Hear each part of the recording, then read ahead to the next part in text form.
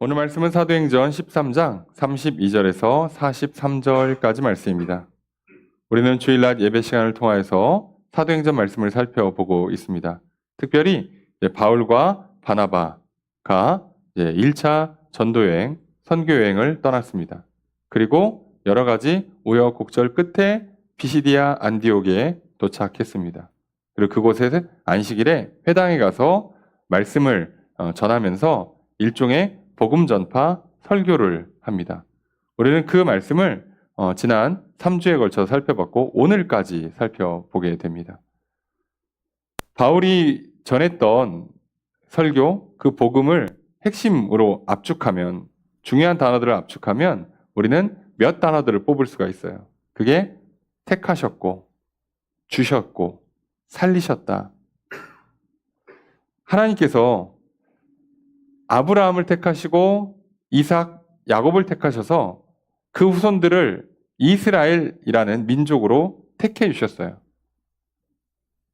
그러니까 아브라함이 선택받는 특별한 조건이나 어떤 자격을 갖춘 게 아닙니다. 하나님의 선택 때문에 그가 자식을 얻었고 그가 큰 민족을 이루었어요.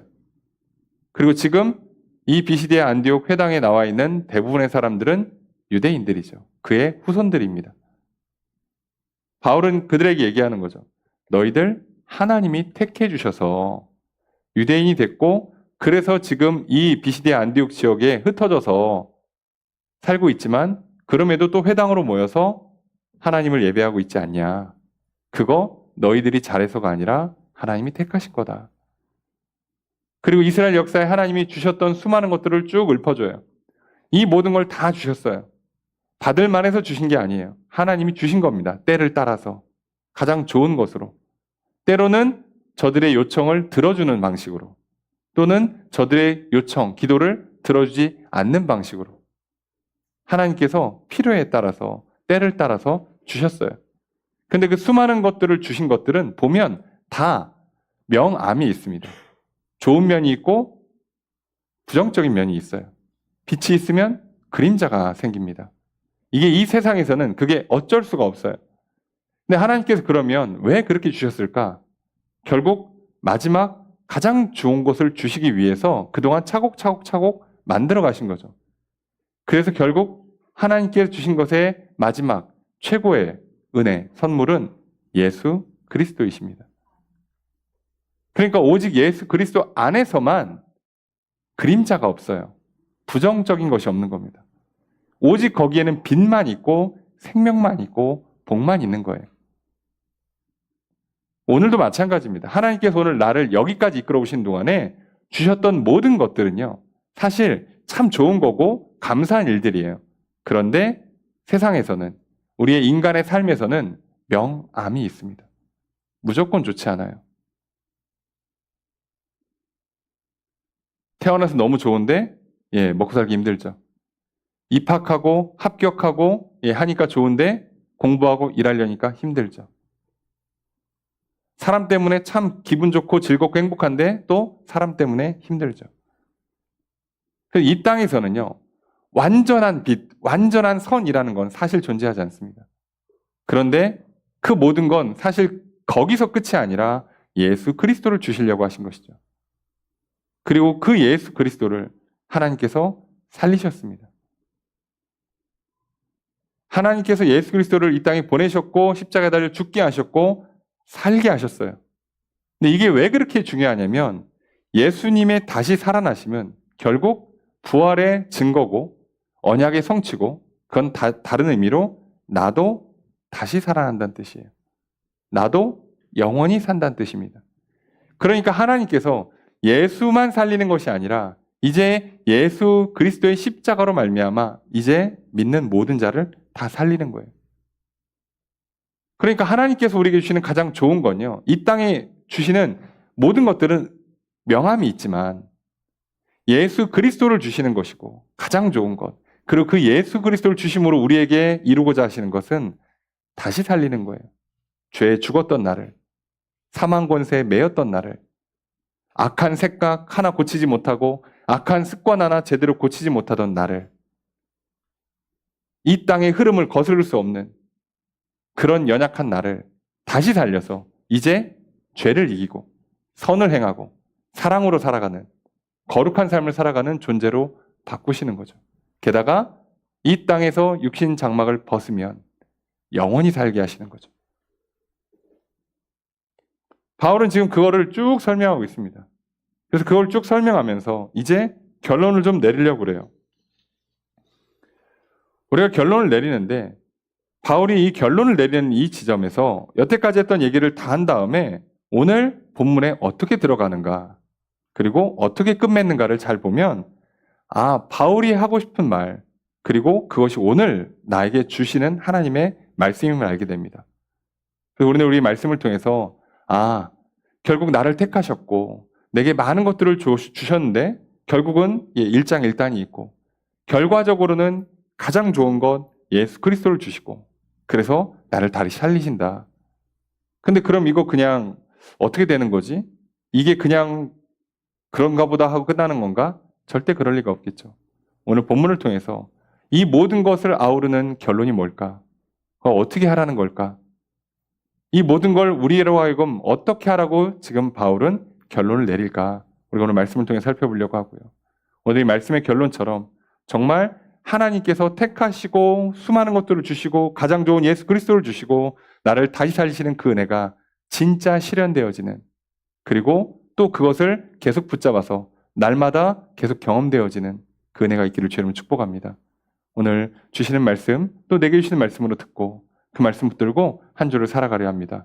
오늘 말씀을 듣는 저 여러분들 가운데 주님께서 믿음을 더해 주시고 또 우리 예배를 기뻐 받으시사 복에 복을 더하시는 크신 은혜가 함께 있기를 주의 이름으로 축복합니다. 말씀을 좀 보겠습니다. 오늘 본 말씀이 시작하는 부분과 사실 끝나는 부분만 보면 결론이 어떻게 나오는지는 금방 이해가 돼요. 먼저 시작하는 32절 말씀을 좀 함께 읽겠습니다. 시작.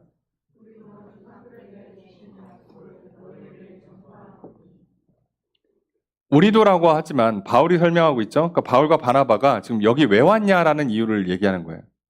그동안은 회당에 가면 회당에서 보관하고 있는 구약 성경 두루마리를 하나 펴서 그 구절을 시작으로 말씀을 설명을 해줘요. 일종의 설교를 합니다. 근데 그 말씀을 해설할 수 있는 사람, 최소한 그 바리새인 정도, 랍비라고 인정받을 수 있는 사람들이 와서 하는 건데 바울은 그 자격이 있는 사람이죠. 바리새파 출신이고 유학 갔다 온 사람이고 그리고 인정받는 사람이기도 해요. 실제로. 바울이 회당 전도를 전략으로 썼던 이유도 그걸 잘하기 때문이에요. 유대인 먼저 그 다음에 이방인에게로. 자, 이렇게 하는 전략도 있지만 유대인 먼저 할 때 1차적으로는 회당으로 갑니다. 왜요? 바울은 우리로 치면은 교사, 랍비의 자격을 갖추고 있는 사람이니까요. 그래서 가서 그 말씀을 시작으로 뭐라고 했다고요? 하나님께서 우리 조상들에게 택하셨고 주셨고 약속한 예수를 보내주셨고 그 예수를 다시 살렸다 이거예요. 자, 그럼 이거는 가만 보면 누구 얘기가 돼요? 조상들 얘기가 됩니다. 그래서 바울은 이걸 결론을 어떻게 맺고 있어요? 우리도 조상들에게 주신 약속을 너희에게 전한다. 그럼 이 얘기만 들으면 뭐예요? 그 조상들, 아브라함의 후손들에게 했던 그 약속이 이루어졌고 그 약속이 이루어진 걸 나도 받았고 이제 너희들이 모르는 것 같으니까 너희들에게도 전파하는 거다라는 뜻이에요. 그런데 이게 설교의 기본, 전도의 기본이죠. 증언은 이렇게 하는 겁니다. 내가 들었고 내가 경험 체험했고 그리고 나도 너에게 전한다. 우리가 배워서 전달하면요. 사실상 남 얘기가 돼요. 그렇죠. 나는 몰라요. 내가 이렇게 들었는데 그렇대라고 전달하면요. 사실은 그냥 우리가 책을 사서 그대로 갖다 준 것밖에 안 돼요. 근데 증인이라는 건, 증언이라는 건 직접 내가 보고 경험한 거에 대한 이야기를 해주는 거죠. 그러니까 바울은 지금 정확히 얘기하잖아요. 조상들에게 했던 약속인데 그 약속이 실제로 이루어졌어. 나도 그걸 경험했어. 근데 니들은 모르는 것 같아. 그래서 내가 전해주는 거야. 이 얘기잖아요. 오늘 이것이 우리들의 이 땅에서 증인으로 살아가는 것, 그리고 이 증인 삼는 게 성공해야 제자를 삼을 수가 있잖아요. 따라오게 만들 수 있잖아요. 그러니 오늘 저 여러분들의 삶이, 오늘 성경에 기록된 말씀이 나에게 적용되는 말씀이 되기를 주님 축복하고요. 그 말씀을 경험하시고 이제 그걸 모르는 사람들에게 전파하시는 그런 삶이 되시길 주님 축복합니다.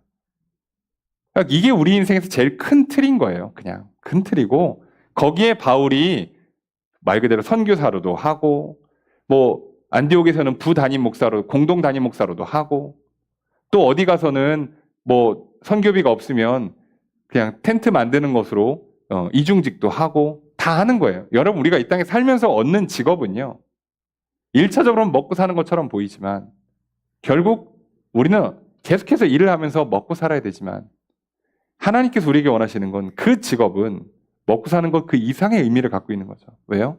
그걸 통해서 오늘 나를 먹이시는 하나님을 경험하고, 나를 살리시는 하나님을 경험하고, 그걸 통해서 내게 수많은 복과 은혜와 기적을 베풀어 주신 하나님을 경험한 다음에 전하라고요.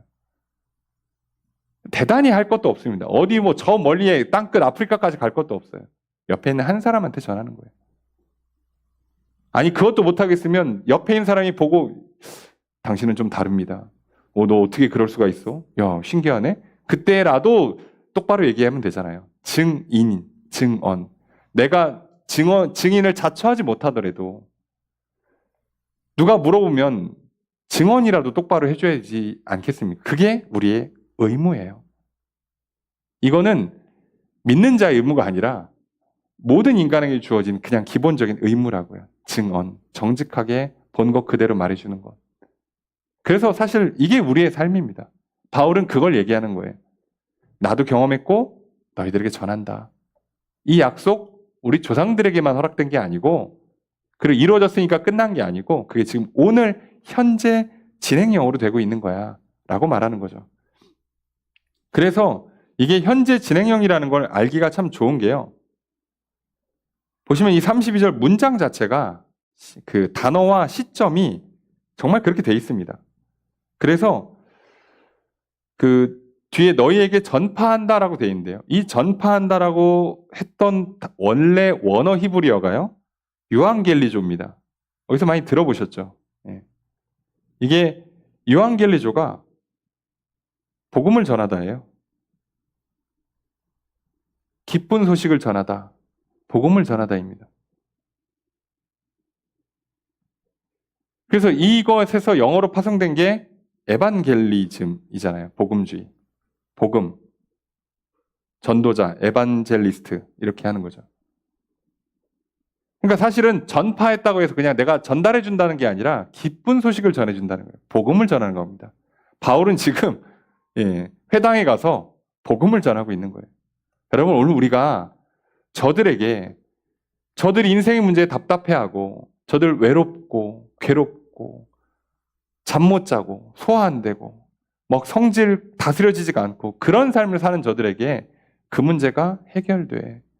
죽음 앞에 두렵고 걱정 의심이 끊이지 않는 저들에게 그 문제가 해결될 수 있어라고 하는 말은요, 복음입니다. 기쁜 소식, 좋은 소식이죠. 바울은 지금 그걸 전하고 있어요.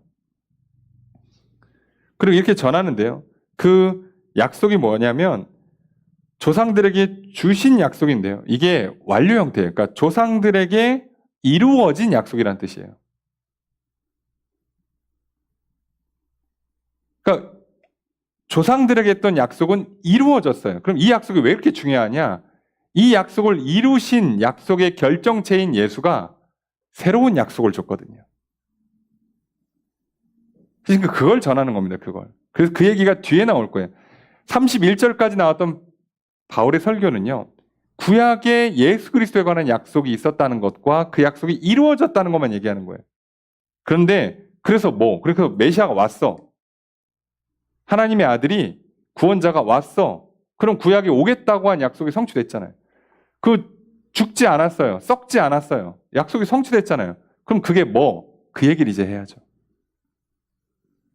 아니, 조상들에게 한 약속이 이루어진 게 나랑 무슨 상관이냐고 생각을 해보면. 그죠? 근데 바울은 지금 그걸 얘기하는 거예요. 이제 그 약속이 이루어지는 게 왜 그렇게 중요한가? 그래서 그 약속이 이루어졌다는 얘기는 33절부터 35절까지 쭉 설명을 해요. 그 약속이 이루어졌다의 가장 핵심이 뭐냐? 예수님 오셨고 십자가에 달리셨고 부활하셨다예요. 부활 안 하시면 약속이 이루어지질 않아요. 이루어질 수가 없어요. 왜요? 이미 부활에 관한 약속도 되어 있었고 그리고 부활하셔야만 다음 약속을 이루실 수가 있게 되는 거예요. 자, 그러면 그 약속이 뭐냐? 33절에 시편 2편에 있는 말씀, 너는 내 아들이라 오늘 너를 낳았다. 이게 구약에서 신약에서 보면 시편을 굉장히 많이 인용합니다. 시편을 인용하는 이유가 다윗이 뭔가를 봤다는 거예요. 그리고 그게 진짜로 이루어졌다는 거죠. 그런데 사람들은 그렇게 쓰니까 이게 다윗에 관한 이야기 또는 다윗의 뒤를 이어서 올 왕에 관한 이야기라고 생각을 했었어요. 그런데 실제로는 이게 누구 얘기예요? 메시아. 하나님의 아들에 관한 이야기예요. 그러니까 인간에 대한 이야기가 아니라 하나님의 아들 구원자에 대한 이야기인 겁니다. 그래서 사람들이 이스라엘 백성들은 자꾸 뭐 때문에 나라가 좀 독립하기를 바라는 마음 때문에 이 시편의 구절들을 계속 반복했어요. 그랬는데 예수가 오시고 십자가에 달려 죽으시고 부활하시고 나서 보니까 이거 왕이 오는 게 아니라 구원자가 오는 거구나. 이 땅에서 독립국가를 만들어주는 게 아니라 하나님 나라를 만들어주는 거구나. 그러고 나니까 사람들이 잘 알고 있겠다, 외우고 있겠다, 그 뜻이 그게 아니야 라고 설교를 하는 겁니다. 그래서 오늘 너를 낳았다고 말씀하시는 게요. 생각해 보세요. 현재형이잖아요. 다윗을 얘기했으면 이미 낳은 거고요. 다윗의 후손 중에 누구를 얘기하면 낳을 거고요. 그런데 그냥 오늘 낳았다라고 현재형으로 그냥 찍어요. 왜요? 그냥 이건 예수님과 하나님 사이의 이야기거든. 그래서 이게 우리가 참 하나님의 뜻과 마음을 정확하게 모르잖아요. 그러면 단어의 의미, 단어의 그 시제, 단어 문장에서 서술어가, 목적어가 왜 붙는가, 어떻게 붙는가를 잘 이해를 못하는 겁니다. 그래서 우리도 그렇죠. 상대방과 얘기하다 보면요, 상대방의 의도 파악이 안 되잖아요. 그러면요, 저 사람이 저렇게 분위기를 잡고 저런 단어를 쓰고 저런 문장을 구성한 거를 100% 이해하기 어려워요. 그래서 우리가 대화하는 게 참 힘들죠. 그래서 힘들죠. 왜요? 상대방을 다 알 수가 없잖아, 우리가. 지금 저 사람이 어떤 배경에서, 어떤 상황에서, 어떤 생각과 계획과 마음에서 얘기하는지 우린 다 알 수가 없잖아요. 그렇잖아요. 예.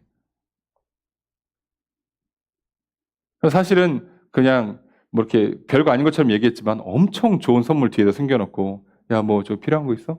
뭐 하나 줄까? 그래?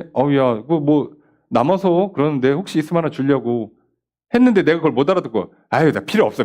그러면 나는 진짜 좋은 선물 하나 날아가는 거예요. 아무것도 모르고. 진짜 별거 아닌 줄 알고 있다가. 그죠? 근데 내가 만약에 저 사람을 좀 사전에 이해가 있어. 선 이해가 있고 서로 이제 경험이 있고 신뢰가 있어요. 저 사람 저렇게 얘기하는 건 좋은 거 줄 건데 너무 부담 가질까봐 또 민망할까봐 가볍게 얘기하는구나. 그럼 나도 뭐라고요? 괜히 멋쩍은 척, 아이 뭘 또 그런 걸 주고 그래 하면서 되게 기쁜 마음을 받는 거죠. 또 뭔데? 또 내가 또 받아줘야지. 기분이다. 그러면 둘 사이에는요, 말은 그렇게 해도 속으로는 다 통하고 있죠. 그러니까 사실 근데 인간 사이에서는요, 이러면 너무 어려워요. 왜요? 사람마다 다 다르니까. 근데 하나님과 우리 사이는요, 사실 이렇게 복잡한 어법을 쓰지 않고 딱 뭐만 있으면 돼요? 믿기만 하면 이해가 돼요. 믿으면 이제 이 단어가 왜 이렇게 쓰는 건지 통한다고. 하나님께서 메시아를 보내시겠다고 했는데 그럼 메시아 진짜 보내는구나 라고 믿고 문장을 읽으면 현재형으로 오는구나. 그러니까 우리는 언제 올지 몰라요. 뭐 그 다윗의 아들인지 손자인지 몰라. 뭐 10년 뒤인지 100년 뒤인지도 몰라. 근데 보낸다는 거예요. 보내시는구나. 그러면 우리는 뭐만 하면 돼요? 아침에 눈 뜨면 오늘인가? 이렇게 확인만 하면 되는 거예요. 근데 그렇게 보는 사람은 또 보여요. 근데 갑자기 세례요한이 와서 야, 나 메시아 아니라니까. 저기 오실 분 있어. 니들 회개하라니까? 그러면 곧 오시는구나. 이 사람은 알아들어요. 그래서 우리가 성경을 읽기 어려워하는 건요. 성경의 문장이 좀 뭐 딱딱하다, 고대 언어다, 배경이 지식이 정확하지가 않다, 번역에 뭐 오류가 있다. 아니에요. 믿지 않으면요. 정말 이해하기 힘든 말이 됩니다. 그런 거예요. 여러분, 우리도 마찬가지예요. 내가 부모가 돼보지 않으면요. 그 어린 아이의 그 울음과 저 떼쓰는 걸 이해할 수가 없어요. 그냥 이해가 안 돼요. 왜 우는 거지? 통합니까? 근데 부모는, 특히나 어머니는 알죠. 그 울음을 들으면 이게 지금 배고픈 건지 졸린 건지 대충 알죠. 마찬가지예요. 여러분, 우리가 그 경험을 통해서 신뢰를 갖고 또 관계를 맺어가지 않으면 이해할 수 없는 영역이 있어요. 하나님과 우리 사이에는요, 성경은 국어 공부가 아니잖아요. 믿음으로 읽어내지 않으면요, 믿고 접근하지 않으면 이건 생각보다 참 어려운 단어, 어려운 문구가 됩니다. 이해가 안 돼요. 근데 그렇게 얘기하면서 시편 얘기를 쭉 풀어가는 거예요. 그래서 34절도 하나님께서 죽은 자 가운데서 그를 일으키사 다시 썩음을 당하지 않게 하실 것을 가르쳐 이르시되, 자, 죽지 않고 부활하신다라는 얘기를 뭐라고 돼 있냐? 내가 다윗의 거룩하고 미쁜 은사를 너에게 주리라 하셨으며, 그리고 35절 다른 시편에 일렀으되 주의 거룩한 자로 썩음을 당하지 않게 하시리라 하셨느니라. 그러니까 다윗은 쓴 시에서 이 문구들은 예수님을 향한 문구라는 거예요. 그러니까 이 35절 9절은요, 베드로도 설교 때 썼습니다. 그러니까 이게 신약 시대에 초대교회에서 예수님 부활에 대한 공식 문구예요. 이게 어떤 의미에서 다 이걸 쓰는 거예요. 그런데 그동안 사람들은 이걸 뭐라고 썼다고요? 왕이 오신다. 로마로부터 우리 독립시켜준다. 이렇게 이해한 거예요. 그러니까 이해가 안 되는 거지. 이게 이해가 안 되는 구조는 어떻게 사람이 안 죽어? 썩지를 않아? 그러니까 이게 가능한가, 인간한테? 무슨 소리야? 그냥 그런가 보다. 이렇게 얘기하는 거예요. 뭐 상징인가 보다. 무슨 다른 의미가 있나 보다. 야, 이거 저기 뭐 사람이 죽는 게 아니고 저기 뭐야, 그 집에 뭐 나무가 안 썩나 보다. 뭐 별의별 해석이 다 나오는 거예요. 그러나 하나님께서 성경에도 그의 사자를, 천사를 보내서 너희를 지키시리라 이러니까요. 그럼 지키는 보다 믿고 그냥 아멘 하면 되고요.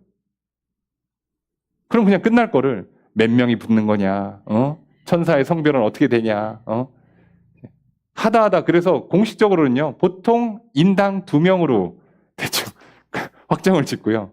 그래서 중세 논쟁 중에 하나가 뭐냐면, 그럼 교회에는 천사가 얼마 붙어 있는 거냐, 교회를 지켜야 되는데, 그러면 교회 어디쯤에서 딱 앉아갖고 지킬까? 그래도 십자가에 딱 야, 십자가 사이즈를 보니까 몇 명 앉을 것 같냐? 이런 거를 논쟁을 했어요. 역사의 기록에 남아 있습니다. 천사는 십자가 위에 앉고 그런 존재가 아니에요. 물리 법칙을 따르질 않는다고요. 예수님 부활하신 몸을 갖고만 가도요, 사람들이 알아봤다 못 알아봤다 그러고 그냥 벽 뚫고 다니시고요. 하룻밤 사이에 그냥 굉장히 먼 거리를 한 번에 이동하시고 그럽니다. 예. 근데 또 식사도 하세요. 이걸 우리가 어떻게 설명하냐고. 그런 몸을 어떻게 경험한 적이 없는데. 아, 저렇게 부활하는구나 라고 그냥 믿는 거지. 예수님 부활하시고 그런 몸으로 부활하셨으니까. 아, 그럼 우리가 부활하면 맨날 우리 고민하잖아요. 아니, 그 옛날 사람들 그래서 미라 만들고 또 그거 안 되니까 그냥 고이 가시라고, 예, 매장하고. 처음에 우리가 한국 사회에 화장 들어올 때 왜 그렇게 힘들었어요? 그 하늘로 올라가면 조상님들이 못 알아보고 자식들이 나를 못 알아본다고 다 태우면 어떡하냐? 왜요? 우리는 안 믿어요. 왜? 예수님이 부활하신 그 장면, 나도 저렇게 부활할 거라고 믿으면 그냥 알아보는구나, 서로. 알아보는구나. 그래야 되는데 여러분, 그럼 예수님을 이 만난 사람들 중에요, 예수님 십자가에 달릴 때의 그 장면을 안 본 사람들, 만약에 그러면요, 예수님 머리를 기르기 전에, 수염을 깎기 전에 그때 모습을 기억하고 있는 사람이 나중에 예수님 머리 기르고 수염 기르고 이렇게 오셔서 나다 그러면 못 알아볼 거 아니에요. 못 알아본다니까요, 여러분. 여러분, 죄송한 표현인데 내가 먼저 가고 30년 뒤에 내 자식이 왔어. 천국 가면 알아볼 수 있어요? 30년 그 뒤 모습으로 오면? 어째 이게 느낌이 비슷한데 이거 우리 집안에 그 유전자 같은 생겼는데, 이렇게밖에 모른다니까요. 알 방법이 있어요, 우리가? 우리는 그렇게 생각하니까 옛날 사람들 뭐라고요? 미라 만들어라. 화장하면 안 된다. 매장해라. 또 누구는 죽어서 그냥 부천을 떠돈대. 그래서 나 양지바른 곳에 명해라. 나 저기 제사밥 줘야 된다. 와서 먹긴 뭘 먹어요. 예? 제사 드리는 거 보세요. 진짜로 드실 거면 좀 천천히 드려야지, 제사를. 5분도 안 걸려. 다 끝나는 데까지. 먹냐고, 물리적으로. 근데 우리가 안 믿으니까 사고가 그렇게 가는 거예요. 근데 믿으면 말씀이 이해가 돼요. 히브리서에 그렇게 써 있잖아요. 여러분, 히브리서 11장 보세요. 믿음으로 만물이 이렇게 됨을 아리라. 믿음으로 이렇게 되는 걸 보리라. 다 이렇게 써 있어요. 믿어서 알고 보는 거예요. 여러분, 보고 깨닫고 뭐 공부해서 믿음이 갖는 게 아니고 믿어봐야 이게 알려지는 거라고. 그래서 설명을 이렇게 합니다. 어차피 이 사람들 알고 있는 구절이에요. 유대인들, 이 회당에 있는 유대인들이 암송하는 구절들인데 그 뜻이 아니야라고 그냥 설명해 버리는 겁니다. 왜? 예수 부활했거든. 우리가 봤어. 내가 만났어. 그 얘기입니다. 그래서 뭐라고 얘기하는 거예요? 니들이 생각하는 그 다윗은 요겁니다. 36절 함께 있습니다. 시작.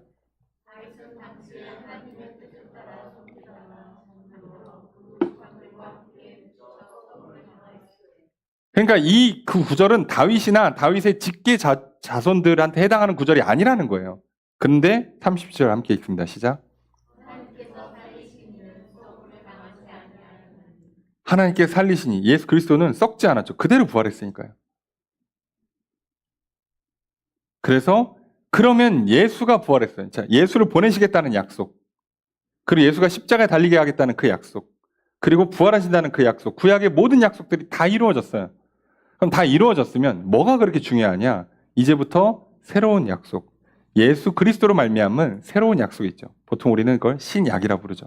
새로운 약속들이 있어요. 그게 뭐냐? 38절입니다. 함께 읽습니다. 시작.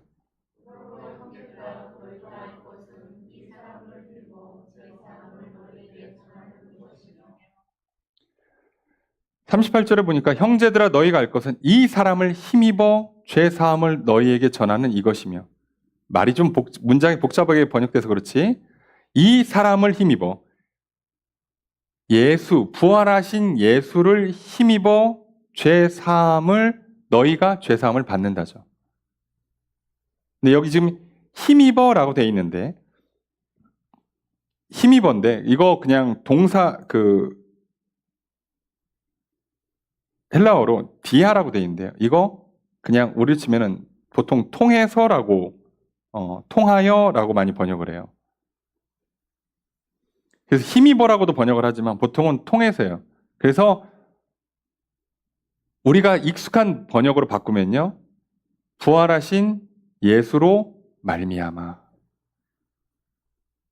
너희가 죄 사함을 받는다.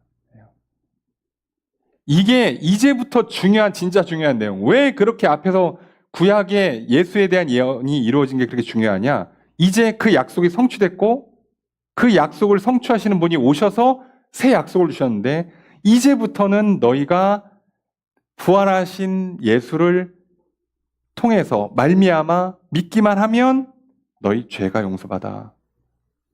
이거 주시려고. 그거를 조금 더 자세히 설명하면 39절이죠. 함께 읽습니다. 시작.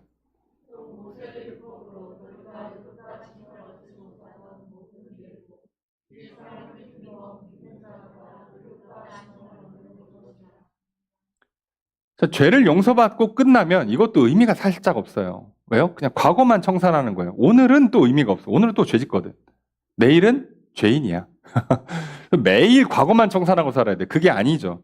그래서 39절에 보니까 모세의 율법으로 아무리 해도 의롭다함을 못 얻지. 왜? 하나만 실수하면 부정하죠.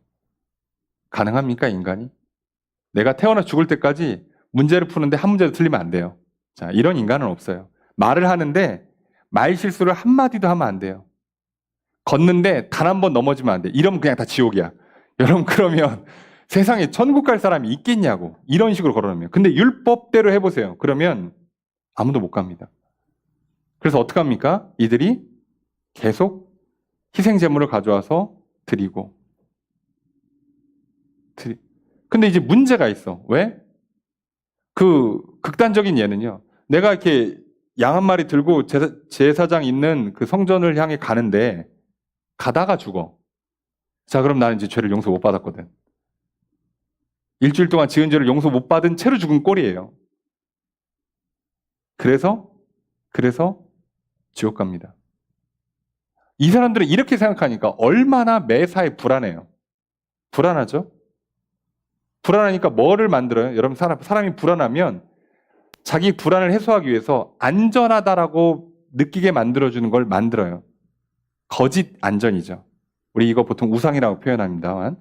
그런데 이제 이스라엘 백성들은 대놓고 우상을 숭배한 적도 있지만 보통 이걸 뭘 만듭니까? 다른 율법을 만들어요. 다른 법칙. 안전을 확보하기 위한. 그래서 이 불안 때문에 불신, 믿음이 없어서 불안이 발생하고 그 불안을 회복하기 위해서, 불안을 극복하기 위해서 뭔가 한쪽으로 쏠리는 이상한 행동 양식이나 사상을 갖게 돼요. 자, 이때부터 심각한 문제가 터집니다. 그래서 유대인들이 어떻게 합니까? 이제 별의별 구절들을 다 만들어요. 자, 안식일에 일하면 안 된대. 잠깐만. 양을 끌고 성전까지 가야 되는데 일을 하면 또 안 된다고? 잠깐. 일을 얼마나 안 해야 되는 거야? 어디까지 안 해야 되는 거지? 아, 그래. 오케이. 4kg. 4kg. 자, 합의 봅시다. 4kg. 자. 아, 일하지 말라고? 밥은 하는 건 안 될 것 같다. 그건 노동이야. 밥하지 말자. 전날 다 해놔. 그거 옛날에 광야에서도 그랬던 것 같아. 만나 먹을 때도. 자, 그러니까 전날 다 해놔. 하지 마. 극단적으로 가시는 분들은 어떻게 하는지 아시죠? 유대인들 사는 마을에서는요, 그 지역에서는 엘리베이터 토요일 날 밤에 바꿔놓습니다. 모든 층이 버튼을 누르면 모든 층이 다 열렸다 닫히게 만들어놔요. 왜요? 그거를 버튼을 누르고 엘리베이터 버튼 누르고 층 버튼 누르고 닫힌 버튼 누르는 것도 노동이라고 생각이 드는 거예요. 이상하게. 이건 왠지 노동 같지. 이게 노동이면 4km 걷는 게 어떻게 노동이 안 돼. 근데 4km 걷는 건 예배 드려 가는 건 괜찮고 얘는 노동이에요. 여러분, 이게 한 번 불안이 들어오잖아요. 불신 때문에 생기는 불안, 그 불안을 극복하기 위해서 이렇게 강박으로 어떤 편향이 생기고요. 편집이 생기잖아요. 인생 골치 아파집니다. 다 그렇게 살아요. 여러분, 세상 사람들이요. 뭔가 좀 걱정, 근심, 염려 생기잖아요. 어떻게 하는지 요즘 사람 똑똑해서. 자, 이제 뒤지기 시작합니다. 자, 옛날엔 네이버였고 요즘은 챗 GPT, AI한테 물어보죠. 야, 이거 어떻게 하는 거냐. 근데 그러다가 내 마음에 쏙 드는 게 생기면 그게 진리예요. 근데 안 생기잖아요. 생길 때까지 찾아요. 진리를 찾는 게 아니에요. 뭔가 나도 모르게 믿을 만한 걸 찾는 거예요. 그냥 이거 믿을 만하다. 왠지 몰라. 그냥 좋아. 됐어. 저 사람의 구절. 이걸 하면 된다더라. 이걸 먹으면 된다더라. 이렇게 하면 언제쯤 이렇게 된다더라. 그걸 들으니 갑자기 마음 편해져. 이거야. 믿습니다. 자, 이렇게 되는 거예요. 그냥 그렇게 되는 겁니다. 예. 우리는 그렇게 돼요. 그래서 율법은요, 의롭다함을 만들어 줄 수가 없어요. 그래서 율법이 의롭다함을 못 만들어 주기 때문에 이스라엘 백성들한테 하나님께 요구한 게 뭐예요? 항상 겸손히 살아라. 항상 하나님과 동행하는 삶을 살아라. 그러니까 어떻게 하라는 거예요? 매주 와서 희생제사를 드리는 건 어떻게 보면 당연해요. 왜? 우린 죄인이니까. 근데 매일매일 살 때도 늘 하나님 말씀에 순종하고 늘 기도하고 그렇게 살라고 했던 거예요. 안 되는 거야 라고 했던 거죠. 그런데 의롭다함을 그래서 못 얻어. 근데 예수를 보내준다는 거예요. 어차피 이렇게 하면 니들 못 버티니까 이거 다 과정이 있어. 예수를 한 번에 보낼 수는 없잖아. 뭐 아브람, 이삭 태어날 때쯤 예수를 보내면 안 되잖아요. 그러니까 이게 다 시간이 있고 절차가 있는 거. 하나님의 계획과 섭리 가운데 완벽하게 만드세요. 자, 우리 인생도 똑같다는 걸 기억하셔야 돼요. 자, 이 과정들을 겪게 하시고 딱 그때 예수를 보내시는 건데, 그러니까 이제부터는 믿으면 죄 사함 받고, 여기도 말 있죠. 모든 일에 이 사람을 힘입어 믿는 자마다 의롭다함을 얻는다. 믿는 자마다 의롭다함을 얻는다. 하나님께서 이제 너한테 의롭다고 하신다는 거예요. 이게 왜 그렇게 중요하냐면 의롭다라고 인정을 해줘야 이제 하나님이 만나줘요. 친하게 지낸다고. 그동안 의롭지 않았기 때문에 이스라엘 백성들이 성전에 가도 지성소에, 성소에 못 들어갔어요. 거긴 제사장만 들어가고요. 지성소는 대제사장만 1년에 한 번 들어가요. 못 들어갔어요. 근데 그걸 그냥 예수님이 찢었잖아요. 그냥 만나줄게. 그러니까 오늘 하나님과 화목하게 될 수 있는 거예요. 그러니까 하나님과 이제 다이렉트로 교제가 가능해지니까 뭐가 돼요? 죄는 용서받았죠? 하나님한테 의롭다 하고 인정받았죠? 내가 너 그냥 의롭다고 인정해줄게. 너가 진짜 의로운 건 중요하잖아. 내가 의롭다고 해줄게. 됐어. 너 자격 조건 상관없어. 합격. 그럼 이제 뭐 하는 거예요? 합격시켰으니까 나랑 같이 공부 좀 하자. 나랑 같이 운동 좀 하자. 나랑 같이 걸어가자. 라고 하시는 거예요. 그러면서 계속 뭐라고요? 계속 말씀을 가르쳐주고 믿음을 넣어주고 사랑한다 말씀하시고. 그래서 사랑의 교제를 하게 하시는 거죠. 그래서 의롭다함을 얻고 칭의죠. 그러면 그때부터 뭐가 가능해지는 거예요? 거듭남이 가능해지는 겁니다. 순서가 그래요. 죄 용서받고 의롭다함을 얻어야 중생, 거듭나는 거예요. 신생이라고 표현하죠. 웨슬리 목사님은. 새롭게 되는 겁니다. 자, 이제 새롭게 되는 거예요. 사랑의 존재, 거룩한 존재. 말씀을 제대로 알고 제대로 지켜 행할 수 있는 존재로 바뀌어서 사는 거예요. 근데 이거 어떻게 한다고요? 매일, 오늘, 매일 할 수 있게 해준다고요. 그런데 여기에 보면 그 39절에도 여기 또 이 사람을 힘입어라고 돼 있잖아요. 여기도.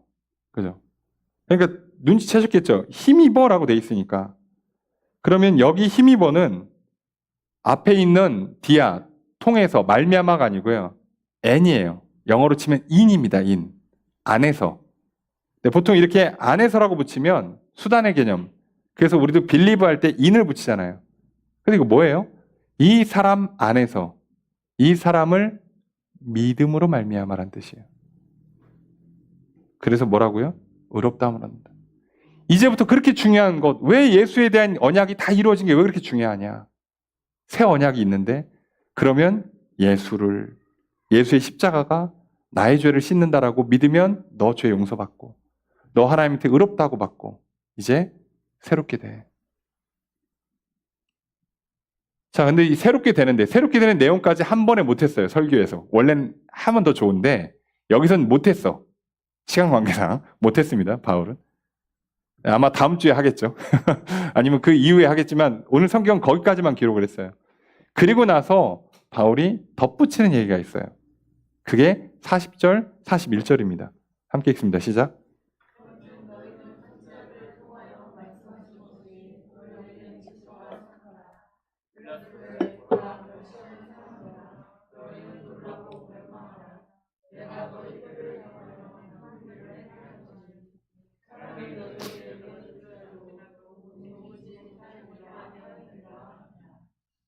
여러분 40절, 41절은 하박국 선지자의 말을 인용한 겁니다. 하박국 선지자가 유다의 멸망을 예언했어요. 처음에는 그 얘기를 듣고 하나님께 따지죠. 처음에는 이제 혼내켜달라고 이 나라가 말이 아닙니다 그랬더니 그래? 안 그래도 내가 멸망시킬 거야 그랬더니 아니 멸망은 좀 너무한 것 같습니다. 그랬더니 하나님께서 멸망을 해야 다시 회복을 시키지. 자, 그런데 그 말씀을 사람들한테 전할 때 뭐라고요? 내가 아무리 일러줘도 저들 듣질 않는다. 그리고 나서 실제로요. 하박국은 알았고 그거를 그냥 감당했지만 유대 백성들은 그대로 당했어요. 심판을. 그러니까 지금 무슨 얘기를 하는 거예요? 바울 입장에서는 너희들 이제 구약의 약속은 성취됐고 예수님이 새로운 약속을 주셨는데 이 약속 안 믿으면 믿고 따르지 않으면 너희들 멸망당해. 무슨 얘기죠? 영생을 잃어버려. 의롭다함을 얻을 수가 있어. 영벌로 가는 거야. 그러니 믿어라. 이 얘기를 하는 거죠. 믿어라 좀. 자, 그렇게 설교가 끝났어요. 마지막 경고를 통해 끝냈죠. 나는 얘기 다 했어. 안 믿으면 이제 심판이 임하는 건 내가 어떻게 막을 방법이 없어. 바울 입장에서는요. 여기서 10년, 20년씩 사역할 수가 없어요. 바울 입장에서 여기 길어봐야 몇 개월 있다 갈 거란 말이에요. 그러니까 바울 입장에서 굉장히 짧고 굵게 설교할 수밖에 없어요. 게다가 그나마 다행인 건 유대인들은 사전 이해가 있기 때문에 따로 뭘 더 가르칠 거 없어요. 그냥 예수만 전하면 되는 거예요. 유대인들은 그냥. 그래서 이렇게 하고 설교를 끝냅니다. 끝냈더니 그들이 뭐라고요? 다음 주에도 와서 또 얘기해달라. 와서 좀 말씀 좀 설명해달라. 그러고 났는데 43절 보니까 함께 읽습니다. 시작. 회당의 모임이 끝난 후에 유대인과 유대교에 입교한 경건한 사람들이 많이 바울과 바나바를 따르니 두 사도가 더불어 말하고 항상 하나님의 은혜 가운데 있으라. 모임이 끝났어요. 그럼 가야지. 근데 유대인과 유대교에 입교한 경건한 사람들, 그러니까 유대인이 아닌데 입교한 사람들, 할례 받고 세례 받은 사람들, 그러면 유대인이 돼요. 그러니까 개종한 사람들이죠. 이 사람들이 지금 회당에 나와서 이제 예배드리고 교제하는 거 아니겠습니까? 그런데 이 사람들이 바울과 바나바를 따라와요. 그래서 따라와서 어떻게 하느냐? 이들한테 뭐라고 얘기하냐? 두 사도가 더불어 말하고 따라오니까 어떻게 한다고요? 더불어서 말해요. 대화를 합니다. 그러니까 몰려오니까 이야기를 했어요. 근데 무슨 얘기를 했냐? 항상 하나님의 은혜 가운데 있어라. 여기는 가운데라고 번역했으니까 당연히 인입니다. 은혜 안에 있어라. 항상 은혜 안에 있어라. 그러면 은혜 안에 있는다는 게 구체적으로 뭘까요? 은혜 안에 있는다는 게 뭘까요? 생각해 보세요. 뭐 어떻게 은혜가 뭔데? 어떤 은혜 안에 있으라고요? 결국 이 은혜 안에 있으라는 얘기가 뭐예요? 하나님께서 약속을 이루어 주시니까 그 약속을 믿으라는 거예요. 그 약속을 주시는 게 은혜고 그 약속을 이루어 주시는 게 은혜니까 그 약속을 좀 믿고 그 약속이 이루어지는 거를 경험하고 살아라는 거예요. 그러니까 더 쉽게 설명하면 예수를 믿고 죄 용서받고 의롭다함 받고 이제 새롭게 한번 살아봐. 그게 은혜야 라고 하는 겁니다. 여러분, 하나님께서 우리에게 베푸시는 은혜는요, 여기서부터 시작됩니다. 하나님, 뭐 좀 알려주시면, 먹고 사는 문제 좀 해결해 주시면 그때부터 좀 제가 생각 좀 해보겠습니다. 그러면 은혜 안에 거하지를 못하는 거예요. 내 근심 걱정을 먼저 해결해 달라고 그러고 이 문제 풀리면 나도 좀 믿어볼게요 라고 하면 그건 은혜 안에 거하는 게 아니죠. 하나님께서 이스라엘 백성들 독립시켜주고 예수 믿으라고 하십니까? 네. 경제 문제 해결해주고 예수 믿으라고 하세요? 아니요. 근데 유대인들이 저항했던 이유 중에 하나가 뭐예요? 왕 보내달라고 왕. 왕 보내주고 나서 그 다음에 얘기합시다. 하나님 나라는. 이러는 거잖아요. 근데 그랬더니 어떻게 됐어요? 결국 은혜 안에 있지 못했죠. 예수 믿고 죄사함 받고 의롭다함 얻고 새 삶을 살지 못했죠. 그리고 당연히 영생 누리지 못하죠. 그리고 끝까지 예루살렘에서 성전 재건하고 왕이여 오소서 하다가 어떻게 됐어요? 예루살렘 성이 무너졌죠. 성전 무너졌죠. 그때 거기에서 예루살렘에서 왕이 오기를 기대하면서 어떻게든 또 그 나름대로의 먹고 사는 문제, 자기의 힘과 권력들 붙잡고 살았던 사람들 사실상 다 멸망당했죠. 그럼 오늘 저도 여러분에게 드릴 수 있는 말은 이거밖에 없어요. 앞에 했던 수많은 모든 이야기들은 다 이 한마디를 위해서 하는 거 아니겠습니까? 항상 하나님의 은혜 가운데 있으라. 여러분, 오늘 우리 또 한 주를요, 하나님의 은혜 가운데 있음으로 시작하려 합니다. 여러분, 우리가 인생 살면서 너무 복잡하잖아요. 오늘날 경제 문제 여전히 어렵죠. 쉽지 않죠. 전 세계 골치 아픈 문제죠. 전쟁, 뭐 이거 툭하면 하고, 기후변화 어떻게 해결할 기미가 안 보이고, 국내 정치는 또 왜 그러나 싶고, 예. 하루가 멀다 하고 이거 뭐 하나 싶고, 예. 근데 가만 보면 늘 그랬죠. 여러분, 이거 해결되면 우리 인생에 평안이 올까요? 이거 해결되면 우리 인생에 행복이 올까요? 이게 해결되면 우리 안에 기쁨이 샘솟고 막 사랑이 차고 넘칠까요? 근심 걱정이 사라지고 불안이 없어질까요? 염려가? 아닙니다. 하나님의 은혜는요, 그 정점이 예수 그리스도입니다. 여기서부터 시작하는 겁니다. 그러니 오늘 바울이 했던 것처럼 저도 똑같이 여러분들에게 전합니다. 하나님의 은혜, 예수 그리스도를 보내신다는 약속을 이루셨고 예수 그리스도를 통해서 주시는 그 약속을 또 이루실 하나님의 은혜 안에 거하십시오. 근데 그 예수를 믿고 죄사함 받고 의롭다함 얻고 새롭게 된 존재들, 성령 받고 능력 받는 사람들에게 하나님의 약속이 죄 용서와 구원만 있습니까? 아니요. 성경을 잘 보세요. 수많은 약속들이 있는데 거기에 우리가 그토록 원하던 많은 복과 기적의 약속들, 내 삶의 평강이, 형통이, 가정이, 사업이, 자녀가 잘 되는 약속들이 붙어 있잖아요. 순서만 바꾸지 마시라고. 왜요? 하나님 약속을 이루셨고 이루실 겁니다. 오늘 내게 약속을 주셨고 내게도 그 약속을 이루어 주실 것입니다. 오늘 우리들이 다른 거 없잖아요. 하나님 약속이 반드시 이루어짐을 믿고 나를 향한 구원의 약속, 생명과 축복의 약속, 크고 놀라운 이루신다는 그 기적의 약속, 이 약속들이 이루어질 줄로 믿으시고요. 이 약속을 붙잡으시고요. 이 약속 안에 거하십시오. 그게 하나님의 은혜 가운데 거하는 겁니다. 이 하나님의 은혜 가운데 거하시면 여러분, 예수 그리스도로 말미암는 죄 용서부터 시작해서 의롭다함을 얻고 화목함을 누리고 성령 받고 능력 받고 복과 기적을 얻어 누리게 될 것입니다. 여러분, 이 약속이 이루어지는 한 주가 되기를 소망합니다. 이 약속이 이루어지는 것을 경험하는 한 주가 되시기를 소망합니다. 이 약속이 이루어지는 은혜 가운데 살아가시는 성도님들 되시기를 주의 이름으로 축복합니다. 그리고 이 약속이 이루어지는 은혜를 경험하시고 바울과 바나바처럼 이 약속을 전파하시는 삶을 살아가시기를 소망합니다. 여러분, 항상 하나님의 은혜 가운데 있기를 주의 이름으로 축복합니다.